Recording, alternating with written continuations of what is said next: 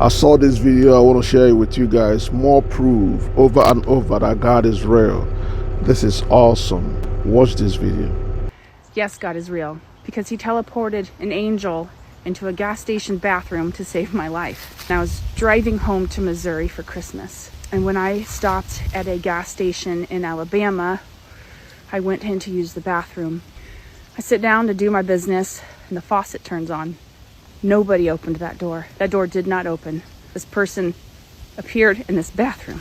So I did what any sane person would do, and I shoved my head under the stall door to peek out and see what the heck was going on. And what I saw were a pair of grandma orthopedic shoes, and there is a beautiful mixed race woman.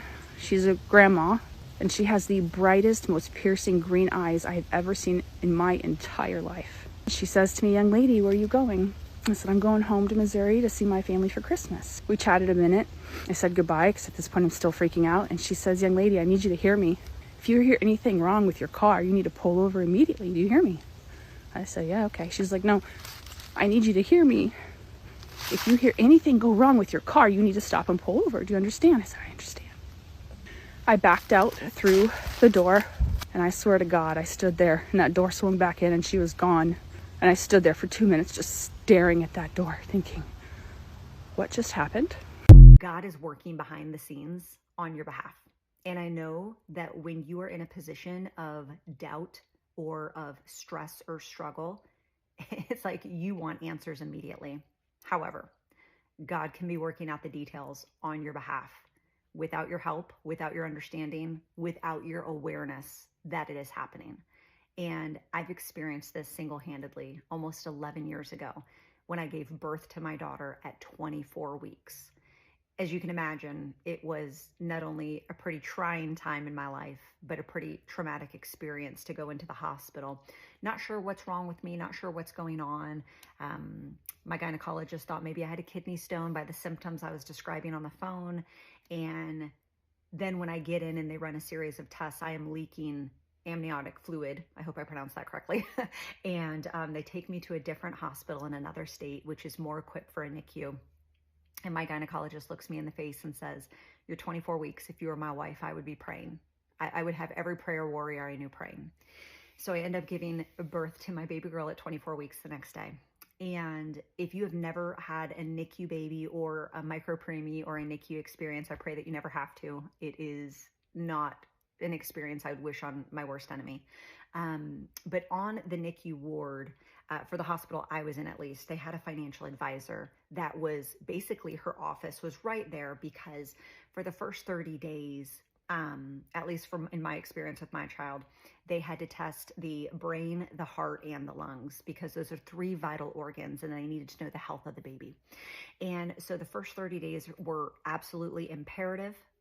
Throughout her first 30 days, we would have the financial advisor every day that we went, would come in, not every day, but she would come in like once a week and was letting us know, hey, the first 30 days, I wasn't even on Medicaid. I was not high risk. Like, it was crazy, the experience we walked through, but she was letting me know, like, hey, the first 30 days, once we get you eligible for Medicaid, the first 30 days are not going to be covered. It's going to kick in at 30 days. So, we're going to let you know whatever the bill is. And so we were waiting and waiting and waiting. And, our daughter was in the hospital for 91 days. So we obviously were discharged and got to go home and drove to see her every single day. But I wasn't getting any bills or any, correspondence from the hospital.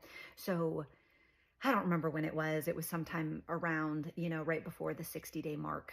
And I'm waiting for this bill, and I'm waiting for things like out-of-pocket expenses to come. And she had said, when you start receiving these out-of-pocket expenses, you need to come and see me in my office. And we're going to see if there's scholarships, if there's funding, if there's, Ronald McDonald House works with some of this stuff. So maybe, I don't remember. Maybe that's just for parents to go and have a place to stay. Never mind. Anyways, so I end up going to her office, and I had just told her, I was like, hey, I don't want to be a burden. I don't want to, but I haven't received anything. And you had informed me that I should be receiving something by now, but I haven't gotten anything. So she tells me to take a seat, and she ends up putting the hospital billing department on speakerphone and just says, hey, this is the family. This is what's going on. What's going on. And they said, oh, she doesn't have anything. Everything has been taken care of. And the lady just kind of looks at me. And she was like, okay. So she's not going to be getting a bill in the mail. And whoever was on speakerphone was like, nope, everything is taken care of for them. And she was like, okay, thank you. Just wanted to double check. And I was just sitting there like, wait a second, like I'm under the impression that we are going to be getting substantial bills in the mail. Like the first 30 days are not covered. We did not have the best insurance, which our baby would be an extension of that. And that we were going to need financial support, you know. And I just said, I'm sorry, I'm confused. Like, I'm not sure what to do. And the lady looked me dead in the face and she said, in the 15 years I've been working here, I have never experienced this. Everything is covered. And I said, I don't understand what that means for me. And I'm obviously like getting emotional at this point. Like, I don't understand what that means for me. Like, what do you need me to do? She goes, I need you to get your things. I need you to get out of my office.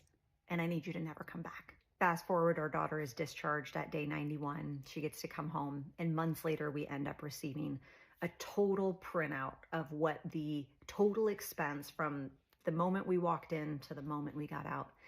And it was $1.2 million. God is so good, my friend. God is so good. And whether you're walking through a financial need, whether you're walking through a physical need, whether you are just in a rough situation, in a rough patch, and you need the power of Jesus to move in your life, I'm telling you, he can. Do not give up hope on what he is working out behind the scenes without your help, without your understanding, and without you even being aware. Because how often do we try to step in and take control and we mess things up? God is a God of his word.